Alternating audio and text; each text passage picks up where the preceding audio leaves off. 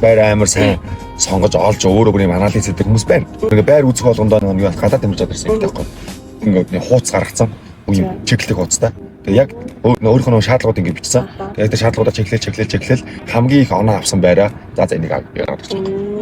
Наач яасан гоё тий. Моцор сэтгэл хөдлөлөөр хандахгүй гэсэн үг. Яг ингээ өөрийнхөө бүх хэрэгцээнүүдийг тодорхойлж байгаа.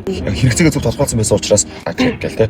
Жишээ нь одоо чамтай уулзсан хүмүүс одоо мэддгүй байж болно тий. Гэхдээ яг ямар хүсэл хэрэгцээ байгаа. Гэхдээ ингээд асуулт асуусараа чиглүүлсээр байгаа тэр хүмүүс би юу нэг ийм л юм хүсэж байгаа юм бэ шүү дээ гэдгийг мэдэж боддог. Сэтгэл зүйч хүн өөрөө нөрийг одоо олуулдаг шүү дээ тий. Ер нь тэр шиг харилцаа хийдэг.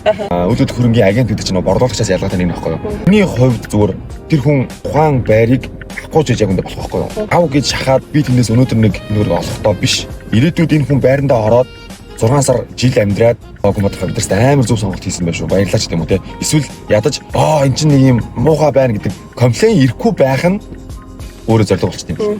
Эндэж байгаа байр нь ойр ойрхон асуудал гараад байвал тэр чинь аягүй хэцүү байл шүү дээ. Машинтай хүн байлаа гэж бодоход гаднаа ямар зогсоолгүй дээрээс нь дулаан гараажтайгаа өөрөө хэрэг аваагүй байх юм бол чи орой болгон орохдоо стресс авч байгаа тий. Дараад нь сангийн асуудлаас болоод хүчнэмэрхүү зүйл байхгүй байр байна гэдэг бол хамгийн том тансаглал юм шиг санагдаад байгаа хэрэг одоо хамгийн тансаг байр тий. Ямар ч асуудалгүй тэрнээс юм гой гангандаач биш тий. Зүгээр л тухтай миний бүх одоо хэрэгцээг хангаж байгаа гэдэг чинь л гэж бодоод тий.